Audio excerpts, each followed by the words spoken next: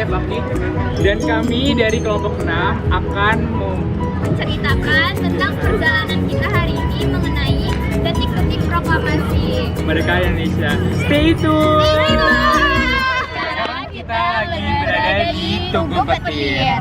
Jadi Tugu Petir ini bertempat di Jalan Proklamasi yang dulunya bernama Jalan Pegangsaan Timur nomor 56. Jadi seperti yang bisa kita lihat di sini adalah tempat di mana teks proklamasi kemerdekaan Indonesia pada 17 Agustus 1945 dibacakan untuk pertama kalinya oleh almarhum Bapak Insinyur Soekarno dan Dr. Andes Muhammad Hatta. Dan tepatnya dibacakan pada pukul 10 pagi. Nah, Tugu Petir ini memiliki tinggi sekitar 17 meter. Nah, Tugu Petir atau Tugu Proklamasi ini bisa dibilang sangat sederhana karena hanya berupa sebuah pilar berwarna putih yang di atasnya terdapat ornamen berbentuk petir yang terbuat dari perunggu. Nah, pada tanggal 1 Januari 1961, Presiden Soekarno melakukan pencangkulan untuk pertama kalinya untuk pembuatan Tugu Petir ini. Nah, Tugu Petir ini didirikan untuk mengingat peristiwa besar proklamasi kemerdekaan Indonesia pada tanggal 17 Agustus 1945. Nah, Tugu ini didirikan persis di tempat mikrofon Bung Karno membacakan teks proklamasinya. Nah, Tugu Petir ini juga baru diresmikan pada tahun 1972. Sekarang kita lagi berada di Tugu Peringatan 1 tahun. Nah, di antara tugu-tugu yang berada di lokasi ini hanya Tugu Peringatan 1 tahun yang langsung terkait dengan nuansa revolusi, karena tugu ini diresmikan pada tahun 1906, tepatnya pada tanggal 17 Agustus 1946. Nah, Tugu Peringatan 1 tahun ini didirikan untuk mengenang 1 tahun proklamasi kemerdekaan Indonesia. Nah, di tugu ini tuh terdapat tulisan atas usaha kaum wanita Jakarta juga. Nah, bentuk Tugu Peringatan 1 tahun ini mirip dengan lambang Polda Metropolitan. Dan tugu ini juga belum direnovasi sama sekali. Jadi tugu ini juga terdapat teks proklamasi yang dipahat oleh kaum wanita yang menggunakan batu marmer, dan juga terdapat peta Indonesia di bawah sini. Oke, jadi kita akan ke tempat selanjutnya. Sekarang kita lagi berada di Monumen Proklamator. Nah, di tempat inilah 66 tahun yang lalu bendera kebangsaan Indonesia yang dijahit oleh Ibu Fatmawati dikibarkan untuk pertama kalinya. Di kawasan ini juga dulunya merupakan tempat tinggal Bapak Insinyur Soekarno beserta keluarganya. Sayangnya, rumah bersejarah ini yang disebut Gedung Proklamasi sudah tidak ada sejak tahun 1960. Nah, Monumen Proklamator ini baru diresmikan oleh Presiden kedua bangsa Indonesia, yaitu Bapak Soeharto. Monumen Proklamator ini terdapat 17 pilar yang berada di belakang patung Insinyur Soekarno dan Dr. Andes Muhammad Hatta. Nah, 17 pilar ini menggambarkan kemerdekaan Indonesia, yaitu tepatnya pada tanggal 17 Agustus 1945. Dan di sini juga terdapat patung Insinyur Soekarno sedang membaca naskah proklamasi, dan di seberangnya terdapat patung Dr. Andes Muhammad Hatta. Lalu di tengah-tengah antara patung Bapak Insinyur Soekarno dan Dr. Andes Muhammad Hatta terdapat naskah proklamasi yang terbuat dari marmer hitam. Nah, jadi ini adalah teks proklamasi yang ditulis oleh Bapak Insinyur Soekarno dan Dr. Andes Muhammad Hatta yang telah diketik oleh Dr. Said Melik dan dipahat di sini. Dan habis itu di bawahnya lagi terdapat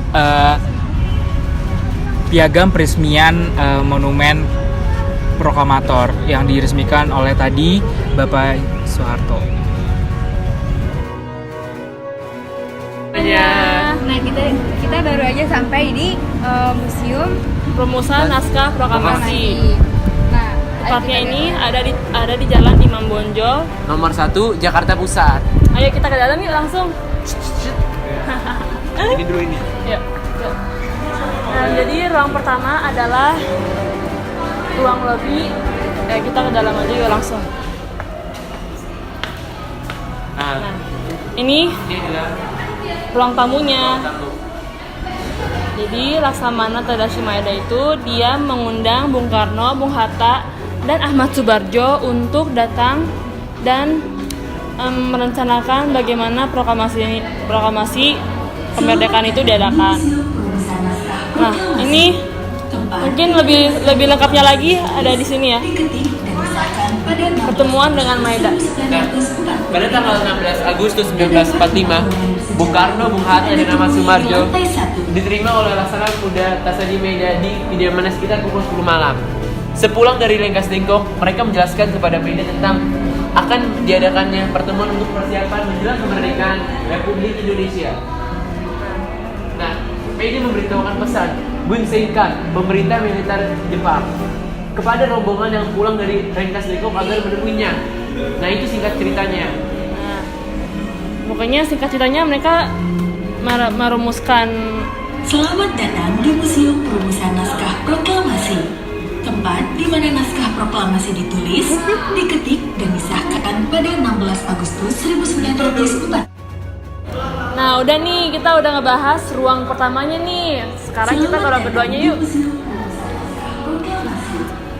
Nah, ini adalah kita naskah proklamasi sekaligus ruang makan. Tanggal 17 Agustus, Bung Hatta, Bung Karno, dan Ahmad Subarjo memasuki ruang makan. Mereka duduk mengitari meja, makan panjang. Bung Karno mulai mempersiapkan draft naskah secara lisan. Nah, itu sejarah singkatnya.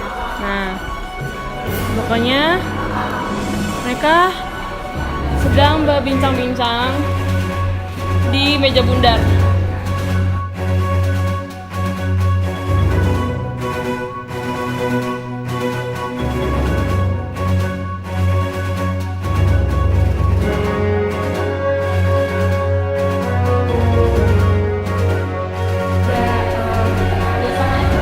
Soekarno, Bung Hatta, dan Ahmad Subarjo, mereka ini sedang merumuskan naskah dan sedang melakukan diskusi tentang naskah tersebut.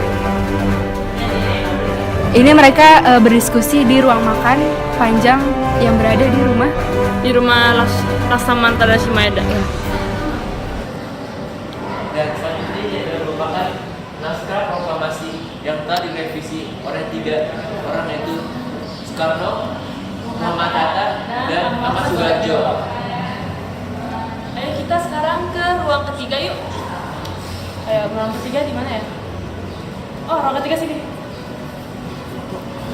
Sekarang kita ke ruang ketiga sekaligus ke ruang keempat ya. Yaitu pengetikan dan penandatanganan naskah proklamasi. Nah, di sini ada bisa dilihat Piano, Nah, ini merupakan tempat Iya. Soekarno menandatangani naskah proklamasinya. Ayo, selanjutnya kita masuk ke dalam. Ciki dong. Ayo, Ciki dong.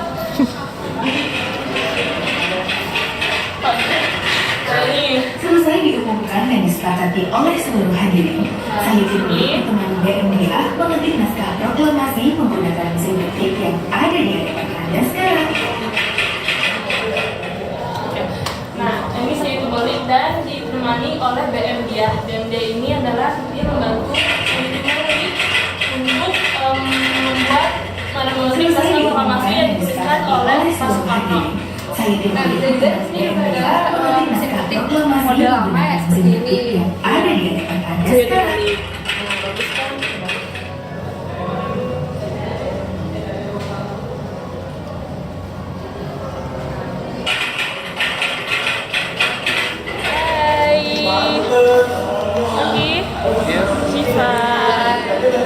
Gimana Ki? Kita mau ngapain? Selanjutnya ada ruangan pengesahan naskah proklamasi. Konsep naskah proklamasi telah diresmikan oleh Bung Karno, Bung Hatta, dan Ahmad Subarjo di bawah keserambi muka menemui para hadirin yang telah menunggu. Nah, terus ada apa Ki? Bung Karno kemudian membacakan rumusan pernyataan kemerdekaan yang telah dibuat itu secara perlahan-lahan dan berulang-ulang. Sudah itu beliau bertanya pada para hadirin, setuju atau tidak terhadap rumusan itu? Menurut Bung Hatta, jawaban dari hadirin adalah gemuruh suara menyatakan setuju. Kemudian diulangi lagi pernyataan oleh Bung Karno, benar-benar saudara setuju. Jawaban adalah sama, yaitu setuju. Kemudian setempat timbul pendapat mengenai siapa yang akan mendatangi naskah proklamasi tersebut. Akhirnya Soekarni maju ke muka dan suara lantang mengatakan, bukan kita semua yang hadir di sini harus menandatangani naskah. Cukup 2 orang saja yang menandatangani naskah, yaitu atas nama rakyat Indonesia, yaitu Soekarno-Hatta. Usul itu pun diterima hadirin dengan tepuk tangan dan berseri. Kemudian Bung Karno memerintah Siti Malik untuk mengetik naskah proklamasi tersebut. You know? Yo. Ya, itu dibacakan oleh Fakih tentang bagaimana naskah proklamasinya. Ya. Terus ini udah. Ya. Ayo ngomong. Apa? Ini mejanya, oke. Sejarahnya sejarahnya gimana? Dijadikan museum Ya. Jadi gedung ini itu dikelola oleh PT Jaya Wansana. Nah setelah itu gedung ini diambil alih oleh British Consul General. Nah sebelum Jepang mengambil alih. Dan Dan ini kayaknya adalah proklamasi. ya proklamasinya nih. Kami bangsa Indonesia dengan ini menyatakan kemerdekaan Indonesia, hal-hal yang mengenai perpindahan kebebasan dan lain-lain diselenggarakan dengan sejahtera, akan dengan dalam tempo singkat-singkatnya. Jakarta, hari 17 bulan 8 tahun 45, atas nama bangsa Indonesia, Soekarno-Hatta. Ya seperti itu. Ini adalah naskah proklamasi yang resmi dan telah ditandatangani oleh Pak Soekarno dan Pak Hatta. Oke. Nah jadi gedung ini itu merupakan kediaman dari Laksamana Muda Tadasi Mida. Iya.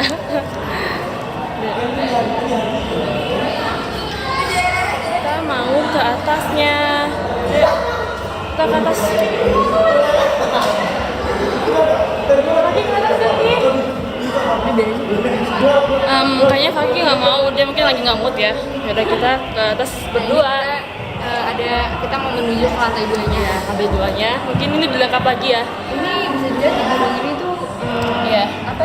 warna yang paling mencolok. Iya, Ada ini warna kuningnya tuh mencolok banget dan sangat-sangatlah bagus. Pokoknya cocok banget buat foto-foto ya, kalian mau foto-foto estetik dan foto-foto yang wah bagus banget pokoknya. Ini bagus banget. Ini. Nah, apa nih namanya? Tempat. Kostum-kostumnya. Ya, kostum-kostumnya nih. Wah. Ini ada kostum, stetan, baju dan sepatu I Gusti Ketut Poeja. Nah, bagus ya. Nah ini toga Profesor Dr. Supomo. Nah ini punyanya Anang Abdul Hadimin. Midan. Nah.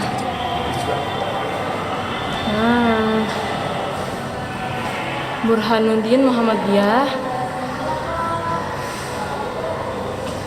Nah ini adalah orang yang membantu Sayuti Malik untuk mengetik. Lalu anak Abdul Hamidan. Dia itu adalah pengelola surat kabar Ki Hajar Dewantara ini. Dia mendirikan taman siswa melalui perguruan taman siswa. Beliau berusaha menanamkan rasa kebangsaan di hati siswanya dengan semboyan ing ngarso sung tulada ing madia mangun karso tuturi handayani. Artinya di depan memberi teladan, di tengah menghidupkan gairah, di belakang memberikan pengarahan. Lalu selanjutnya itu ada Mr. Supomo. nah Beliau ini ikut turut hadir dalam proses perumusan naskah proklamasi kemerdekaan di Jalan Imam Bonjol nomor 1. Nah, setelah Indonesia merdeka, beliau itu diangkat menjadi Menteri Kehakiman Republik Indonesia yang pertama. nah Nah di sini ada patung I Gusti Ketut Poeja. Lahir di Singaraja, Bali 19 Mei 1908 dan wafat di Jakarta 14 Mei 1921. Intan Mahaputra itu pangkat yang diterima oleh Sutojo Kartohadikusumo. Dan ini ada piagam tanda kehormatan yang dimiliki oleh Sutarjo Kahardortikusumo. Nah ini ada buku tentang sejarah revolusi Indonesia. Nah koleksi maksudnya ya. Koleksinya itu ada jilid 1, ini jilid 1, ini jilid 2. Nah ini adalah Selanjutnya itu ada plakat pahlawan nasional tahun 2002. Nah, ini bisa dilihat dari Iwa Kusuma Kusuma Sumantri. Nah, di sini ada juga nih di sini Desa Ikat Kepala dan Dasi dari I Gusti Ketut, punyanya I Gusti Ketut Puja, dan topi punya Profesor Supomo.